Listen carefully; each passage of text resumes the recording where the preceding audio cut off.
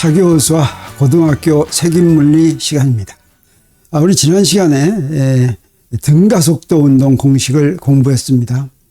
이제 등가속도 운동 공식을 적용해 보려고 합니다. 그래서 그 첫 번째 대상이 바로 경사면입니다. 경사면 위에서 물체 운동입니다. 우리 학교에서 보면 물리 시간에 경사면 문제, 도르래 문제 이런 것들을 엄청 많이 다루죠. 그래서 물리에서는 경사면이 굉장히 중요한가 보구나.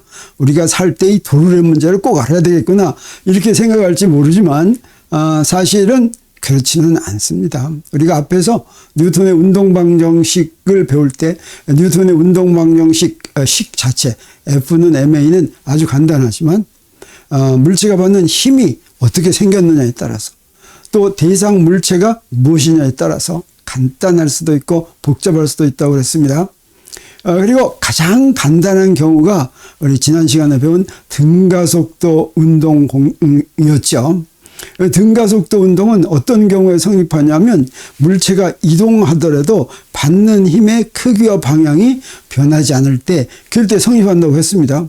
이 경사면이 딱 거기에 해당하는 그런 운동입니다. 그래서 경사면에 놓인 물체 운동의 특징은 물체가 운동하는 동안 알짜 힘의 크기와 방향이 변하지 않는다. 경사면에 놓인 물체가 여러 가지 힘을 받겠지만 그것을 다 더한 합력이 알짜 힘이라고 그랬죠. 그 알짜 힘의 크기와 방향이 변하지 않는 운동이다. 물체가 움직이고 있더라도. 그래서 바로 어떤 조건에 해당합니까? 바로 경사면에 놓인 물체는 등가속도 운동을 하는 그런 조건에 해당하죠. 경사면의 운동도 그렇고 도르래에 연결된 물체의 운동도 그렇고 전부 다 이 조건을 만족합니다. 다시 말하면 등가속도 운동으로 설명할 수가 있습니다. 그래서 등가속도 운동을 이제 예를 들고 이제 연습하는데 이게 편리하기 때문에 우리가 경사면 문제와 도르래 문제를 고등학교에서 또는 대학교 1학년 물리 교과서에서 이제 자주 다루게 되는 것입니다. 경사면에 놓인 물체 운동에 대한 문제를 푸는 순서는 뭐냐면 첫 번째로 어떻게 해야 되냐면 그 물체에 작용하는 힘을 전부 다 찾아야지 됩니다. 그리고 나서 어떻습니까? 힘만 다 찾고 힘을 벡터 형식으로 표현한다고 해서 실제로 풀 수는 없다고 그랬습니다. 실제로 풀기 위해서는 숫자로 대표해야 되는데 그러기 위해서는 우리가 무엇이 필요하다고 그랬습니까? 기준계가 필요하다고 그랬죠. 기준계를 정해가지고 기준계의 각 축 방향의 성분을 구하면 그때는 그게 이제 그 운동 방정식이 숫자로 표현된다고 그랬습니다. 그래서 경사면에 놓인 물체 운동을 이제 그 설명할 때 문제를 풀 때도 기준계를 맨 처음에 정해야지 됩니다. 근데 기준계는 어떻습니까? 내 마음대로 정할 수가 있다고 그랬죠. 어떻게 정해든 좋지만 잘 정하면 문제를 푸는 게 쉬워지고 다시 말하면 식들이 간단해지고 잘못 정하면 이제 문제를 푸는 게 복잡해집니다.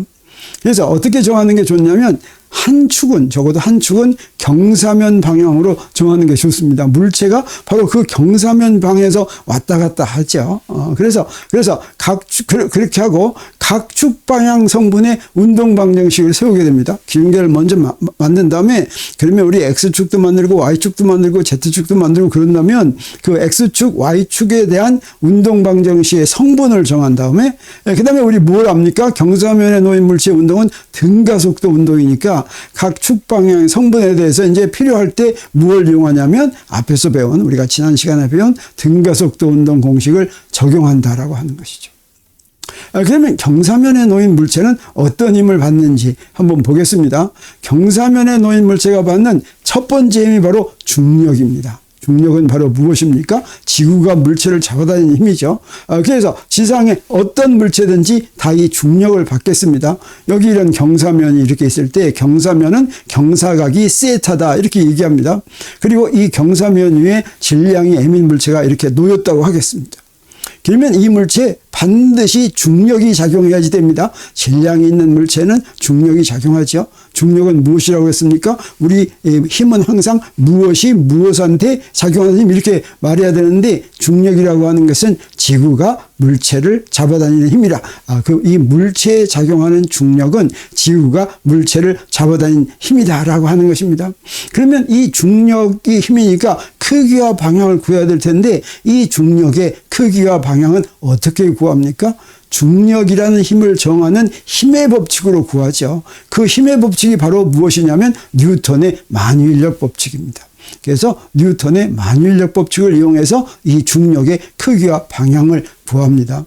먼저 방향은 어떤 방향이냐면 연직 아랫방향입니다. 이 물체와 지구 중심을 잇는 방향이라고 할 수가 있겠어요. 그래서 중력은 mg라고 보통 표시하는데 이 mg가 이 아랫방향으로 이렇게 작용하겠습니다. 그리고 크기는 mg인데 사실은 뉴턴의 만유인력 법칙이 어떻게 생겼습니까? 이렇게 생겼죠. G 곱하기 G는 만유인력 상수입니다. 그리고 R 제곱분의 Mn 이렇게 생겼습니다. 근데 왜 mg라고 하냐면 여기서 G는 만유인력 상수고 라지 M은 이게 지구 질량입니다. 그리고 라지 R은 지구의 반지름이죠. 그래서 이 지구 질량과 지구의 반지름과 만유인력 상수는 어떤 문제에서나 다 똑같이 이용이 됩니다. 그리고 이 스몰 m은 이 물체의 질량입니다. 그래서 물체의 질량만 제외하고 나머지 세 개를 이렇게 쓰면 요 라지 G 곱하기 라지 M 나누기 라지 R 제곱. 다시 말하면 만유인력 상수의 지구 질량 곱하고 지구의 반지름의 제곱으로 나눈 거, 이게 바로 무엇이냐면 우리가 G라고 표시하고 이제 보통 중력 가속도라고 부르는 것입니다. 그래서 만유인력의 크기, 즉 중력을 뭐라고 쓰냐면 mg다 이렇게 쓰는 것이죠. 그래서 이 mg 이렇게 쓰는데 이 mg는 무엇으로 정했습니까? 만유인력 법칙으로 정했다라고 하는 거죠. 그러면 이 G는 얼마인지 어떻게 알았냐? 우리 G는 9.8 또는 9.81 또는 가끔 10 이렇게 가속도, 이 가속도하고 같은 그런 단위죠. 그걸 우리가 이용하는데 그건 어떻게 알았느냐? 우리 만유인력 법칙에서부터 이걸 구할 수가 있어야 되겠습니다. 일반적으로 질량이 m인 물체와 질량이 m'인 물체가 거리 r만큼 떨어져 있으면 두 물체 사이에 작용하는 만유인력은, 다시 말하면 한 물체가 다른 물체를 잡아다니는 만유인력은 다 똑같죠. A가 B를 잡아다니는 만유인력이나 B가 A를 잡아다니는 만유인력이나 같죠. 작용 반작용이니까. 그건 어떻게 표시가 됐습니까? G 곱하기 R 제곱분의 MN'인데 여기 지구가 이렇게 있다고 하겠습니다. 그리고 지구 표면 위에 있다면 지구의 질량이 라지 M이고 지구의 반지름이 라지 R이라고 할 때 지구의 표면에 있는 질량 M인 물체에 작용하는 만유인력은 이걸 우리가 mg라고 하는데 이 mg에서 G는 어떻게 구했냐면 우리 이 만유인력 법칙에다가 Mn은 물체의 질량을 그대로 쓰고 M'에는 뭘 써야 되겠습니까? 지구 질량 쓰면 되겠죠. 그렇게 해서 구하면, 그리고 R에는 지구 반지름 구하면 우리 아까 한 것처럼 어떻게 됐어요? 여기에 요 G 라지 M 나누기 R 제곱분이고 따로 떼어놨습니다. 요걸 mg라고 했는데, 그래서 우리가 G를 구하려면 우리 만유인력 상수가 얼마인지, 지구 질량이 얼마인지, 지구 반지름이 얼마인지 알아야 되겠죠. 요거 이제 바로 찾아보면 이렇게 나옵니다. 그래서 이거 가지고 한번 이 R 제곱분의 GM을 계산해 보겠어요. 계산하려면 어떻게 하면 됩니까? 여기다 집어넣기만 하면 되죠. 그리고 이 단위를 전부 계산하면 그게 바로 뭐가 되냐면 딱 이렇게 가속도 단위가 나옵니다. 그리고 이걸 다 계산했더니 얼마가 나와요? 여러분 집에서 한번 해보세요. 내가 이거 계산기를 가지고 한 것입니다. 이렇게 하면은 9.81이 이렇게 딱 떨어져서 나옵니다. 그래서 중력 가속도라고 하는 것은 9.81 미터/세컨드 제곱이다라고 하는 것이 어떻게 나왔냐면 여기다 이렇게 만유인력 상수에다가 지구 질량 곱하고 지구 반지름의 제곱으로 나누어서 우리가 구한 것이다라고 하는 것이죠. 그리고 이 G를 이용해서 우리가 중력은 그냥 mg 이렇게 표현하는 것입니다. 그래서 경사면에 놓인 물체에 일단 이렇게 중력이 이렇게 작용합니다. 지구가 물체를 잡아다니는 중력. 그 다음에 작용하는 것이 무엇이냐면 수직항력입니다. 수직항력은 면에 접촉해 있는 물체에 작용하는 힘입니다. 그래서 면이 물체를 떠받치는 힘이다라고 얘기할 수가 있는데, 우리 힘 그러면 무엇으로 정한다고 그랬습니까? 힘의 법칙으로 정한다고 그랬죠. 근데 힘의 법칙으로 정하지 않는 힘이 딱 두 개 있다라고 하는 걸 우리 앞에서 이미 배웠습니다. 그게 바로 무엇이었어요? 수직항력과 장력이었죠. 수직항력과 장력은 왜 작용하냐면 물체가 운동에 제한을 받아서 작용합니다. 지금 이 면이 있어가지고 면 때문에 이게 더 이상 그 면 안으로 이동하지 못하는 거죠. 그리고 우리가 도르래 배울 때 이제 하겠지만 줄로 연결돼 있으면 줄이 팽팽하면 그 줄보다 더 멀리는 못 가는 거죠. 그래서 장력 작용하는데 이렇게 주위 환경에 제한을 가해가지고 물체의 운동이 제한받아서 작용하는 힘, 이걸 뭐라고 부르냐면 구속힘이라고 부르는데 이 구속힘은 힘의 법칙으로 정해지지 않고 운동 법칙으로 정해진다.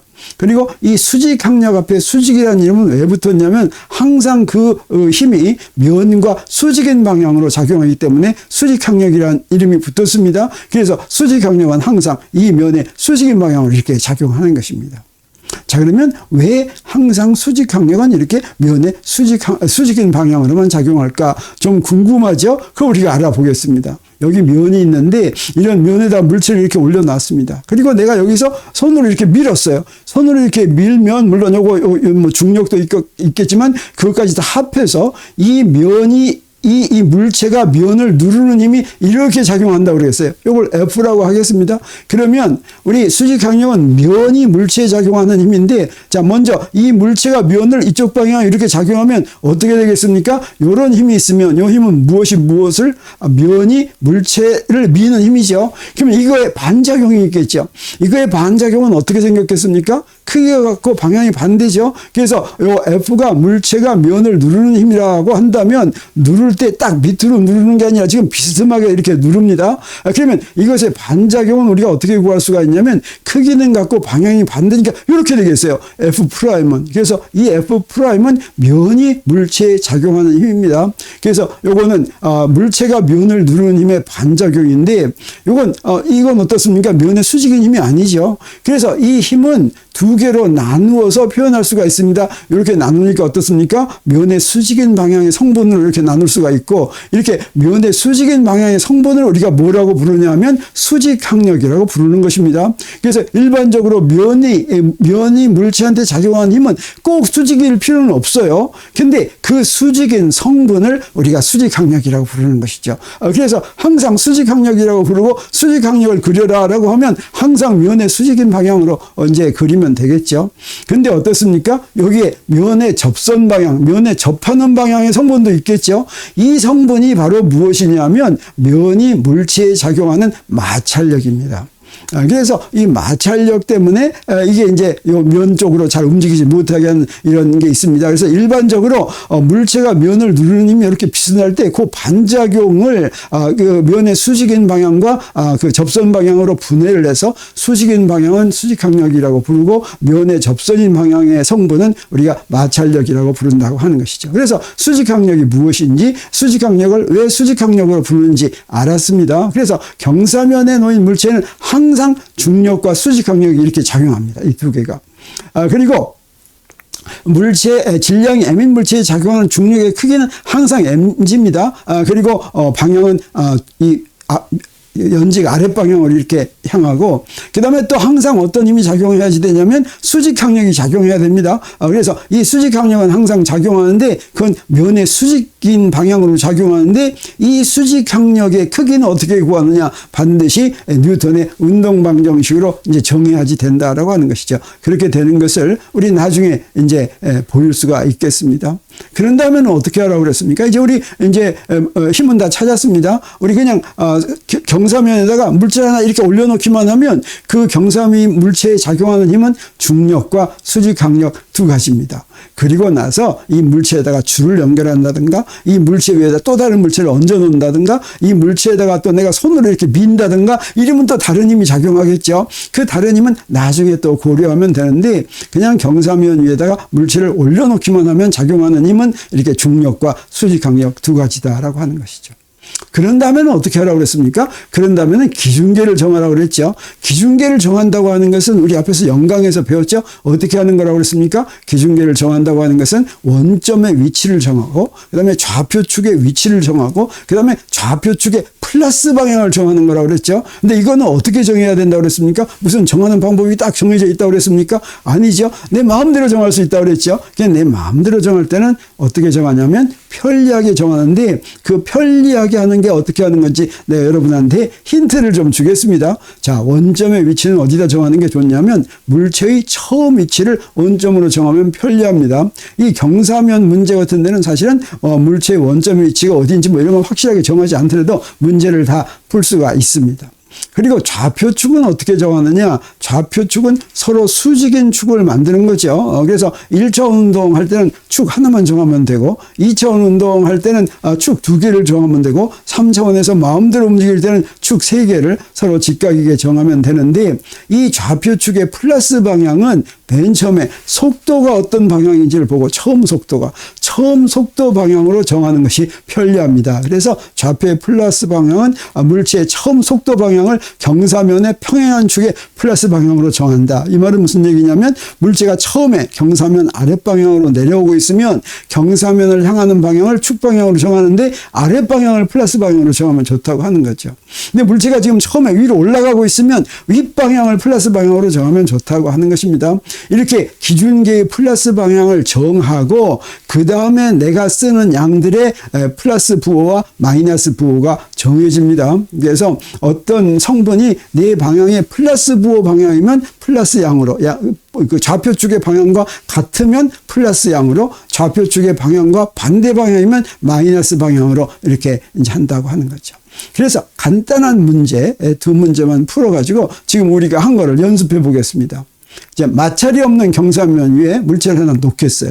그래서 질량은 0.5kg짜리를 경사각은 30도라고 하겠습니다. 그랬을 때 문제가 뭐냐면 경사면 위에다가 가만히 놨는데 1m 내려간 위치에서 물체의 속도를 구하라, 이런 문제예요. 그럼 여기 경사면을 이렇게 그리고 물체를 이렇게 놔뒀습니다. 그러면 제일 먼저 할 일이 뭡니까? 작용하는 힘을 구하는 거죠. 작용하는 힘은 우리가 앞에서 한 거 2개죠. 아래 방향으로 중력 mg, 그렇습니다. 이렇게 아래 방향으로. 그리고 이제 뭡니까? 경사면의 수직인 방향으로 수직 강력 N 이렇게 됐죠. 그 다음에 이제 뭐 해야 되겠어요? 힘 2개 다 구했죠. 이거죠. 그 다음에 뭘 이제 해야 되냐면 기준계를 정해야 되죠. 그래서 기준계는 어떻게 하라고 그랬습니까? 요거 지금 가만 놔두니까 아래로 내려오겠죠. 그래서 경사면을 따라서 아랫방향을 플러스 X방향, 그 다음에 여기 경사면의 수직인 윗방향을 플러스 Y방향, 이렇게 정하면 편리하다라고 하는 거죠. 그리고 이제 가만 보니까 힘 중에서 축방향하고 딱 일치하지 않는 힘이 있죠. 뭐가 있습니까? 저기 이 중력이 요 축방향하고 일치하지 않죠. 그래서 이것의 성분을 구해야 되겠습니다. 그래서 중력의 각 축방향 성분을 구하려면 여기다 요렇게 이제 이 경사각이 세타라고 그랬으니까 여기다 이렇게 사각형을 이렇게 그립니다. 그래서 사각형을 그리면 위에 있는 변은 바로 뭡니까? X축의 성분이 되겠죠. 그 다음에 거기에 수직인 성분, 이건 바로 뭐가 됩니까? Y축 성분이 되겠습니다. 그래서 중력의 X축 성분은 저기서 보니까 윗변의 길이는 mg sin 세타 이렇게 되죠. 그래서 X축 성분은 mg sin 세타. 그 다음에 Y축 성분은 어떻게 됩니까? mg 코스 세타죠. 그 크기는 mg 코스 세타인데 나중에 쓸 때 요거는 어떻습니까? 마이너스 방향을 향하니까 우리 운동 방정식에는 빼기 mg 코사인 세타 이렇게 해야 되겠습니다. 그래서 X성분의 운동 방정식을 먼저 세우면 여기 좌변에는 X축 방향의 힘을 전부 다 써야 되죠. 근데 저기서 가만히 보니까 X축 방향의 성분의 힘은 뭐밖에 없어요? mg 사인 세타밖에 없죠. 그래서 mg 사인 세타는 F는 ma에서 F가 mg 사인 세타고 힘이 하나밖에 없으니까 이게 바로 알자 힘입니다. 그리고 ma, F는 ma를 이렇게 씁니다. 그럼 여기서부터 우리 바로 뭘 알 수가 있습니까? 가속도, 경사면을 내려오는 가속도를 구할 수 있는데 그 가속도가 어떻게 돼요? 좌변, 우변에서 m은 지워지고 가속도가 g 사인 세타 이렇게 되죠. 그래서 경사면을 따라서 내려올 때 경사각이 세타인 경사면을 따라 내려오면 따라서 내려오는 가속도는 g 사인 세타다라고 하는 걸 우리 알 수 있습니다. 그리고 이제 Y축 성분의 운동 방정식도 있겠어요. Y축 성분의 운동 방정식은 플러스 방향 성분의 힘은 수직 항력이죠. 그 다음에 마이너스 방향 성분은 뭡니까? mg 코사인 세타니까 마이너스 mg 코사인 세타 이렇게 했습니다. 근데 요 수직인 Y축 방향은 물체가 이동합니까? 안 이동합니까? 가속도가 0이죠. 그래서 MAY는 0에서 이건 그냥 0으로 놓으니까 여기서부터 우리 뭘 구할 수가 있습니까? 수직 항력의 크기가 이렇게 구해지죠. 그래서 수직 항력의 크기가 mg 코사인 세타로 구해지는데 무엇으로 구했습니까? 운동 방정식으로 구했죠. 이게 바로 운동 방정식에 맞추도록 수직 항력이 구해진다라고 하는 말의 의미가 되겠습니다. 자, 그러면 이렇게 가속도를 구해놨으니까 우리 이제 가속도만 알면 어떻습니까? 문제에서 준 조건을 이용해서 등가속도 운동 공식을 이용할 수가 있겠죠. 그럼 먼저 아는 거, 문제에서 준 게 뭔지 보겠습니다. 가속도 하나 구해놨습니다. 그러면 가속도 구해놨는데 문제에서 준 정보를 볼 것 같으면 G는 9.8이고 그렇죠. 그 다음에 세타는 30도니까 9.8 곱하기 사인 30도인데 사인 30도는 2분의 1입니다. 그래서 하면 그건 4.9 미터 퍼 세크 제곱 이렇게 되겠어요. 그리고 처음 속도는 가만히 놨으니까 처음 속도는 0이 되겠죠.